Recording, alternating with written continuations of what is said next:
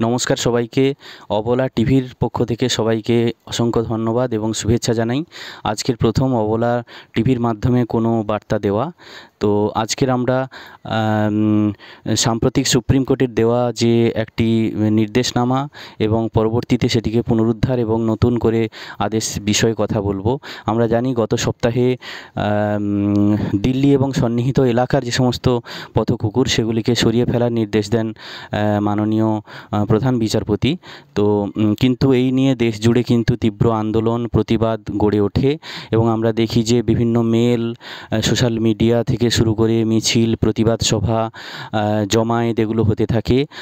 তো পরবর্তীতে প্রধান বিচারপতি বলেন যে না, এই রায়ের পুনর্বিবেচনা তিনি করবেন এবং তিনি বিষয়টিকে আরও ভালো করে খতিয়ে দেখবেন। তো আমরা দেখলাম যে গতকাল কিন্তু সুপ্রিম কোর্টের প্রধান বিচারপতির গড়ে দেওয়া 3 সদস্যের যে বেঞ্চ, তারা নির্দেশ দিয়েছেন এবং তারা বিষয়টা শুনেছেন। শুনানির পরে, বিস্তর শুনানির পরে তারা এই সিদ্ধান্ত এবং এই রায় দিয়েছেন যে না, কোনোভাবেই পথকুকুরদের তাদের এলাকাচ্যুত করা যাবে না।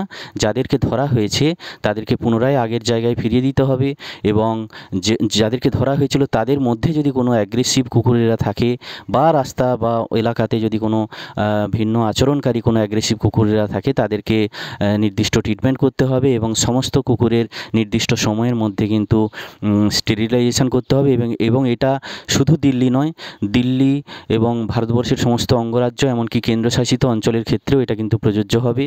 তো এই রায় পশু পাখি পরিবেশপ্রেমী যারা, তাদের কাছে তাদের এটা একটা বড় জয়।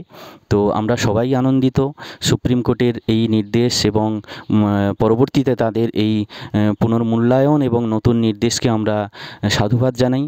অনেক ধন্যবাদ। পশু পাখিরাও তাদের জায়গায় থাকুক, আমরাও থাকি, এভাবে মানুষ এবং পশু পাখির সহাবস্থানে আমাদের পরিবেশ সুন্দর ও আনন্দময় হয়ে উঠুক। ধন্যবাদ সবাইকে।